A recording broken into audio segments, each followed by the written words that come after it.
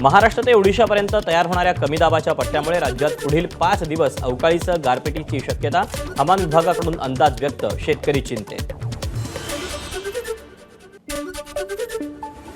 नाशिकला अवकाळी पावसासह गारपिटीनं झोडपलं. द्राक्ष, गहू, ऊस, कांदा पिकाचं अतोनात नुकसान.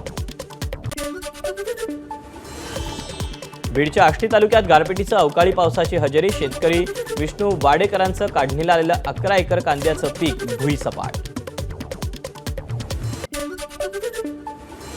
धुळ्यात अवकाळी पावसामुळे शेतकऱ्यांचं मोठं नुकसान. गहू, हरभरा, मक्यासह फळबागांचंही मोठं नुकसान. अहिल्यानगरमधील संगमनेर आणि अकोले तालुक्यात गारपिटीसह जोरदार पावसाची हजेरी. अवकाळी पावसाचा गहू, कांदा, हरभरा यासह अनेक पिकांना फटका.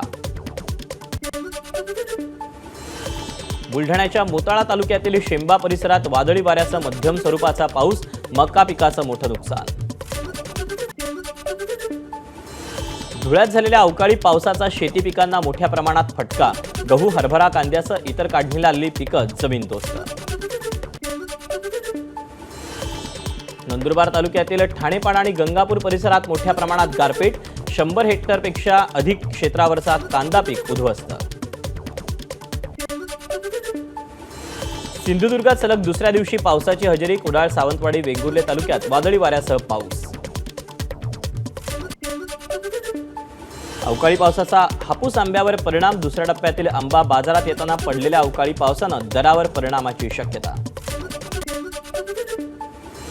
अमरावतीतील अनेक भागात अवकाळी पावसाची हजेरी. अचानक आलेल्या पावसामुळे नागरिकांची तारांबळ. भंडाऱ्यात मेघगर्जनेसह अवकाळी पावसाच्या सरी. वातावरणात गारवा. उन्हाळी भात पिकासह बागायती शेतकऱ्यांना याचा लाभ. अकोल्यात तिसऱ्या दिवशी पावसाची हजेरी. तेल्हार आणि अकोट तालुक्याला अवकाळीचा तडाखा. अवकाळीमुळे शेती पिकांचं नुकसान. नागपूर जिल्ह्यातील अनेक भागात अवकाळी पावसाची हजेरी. अचानक आलेल्या पावसामुळे नागरिकांची तारांबळ.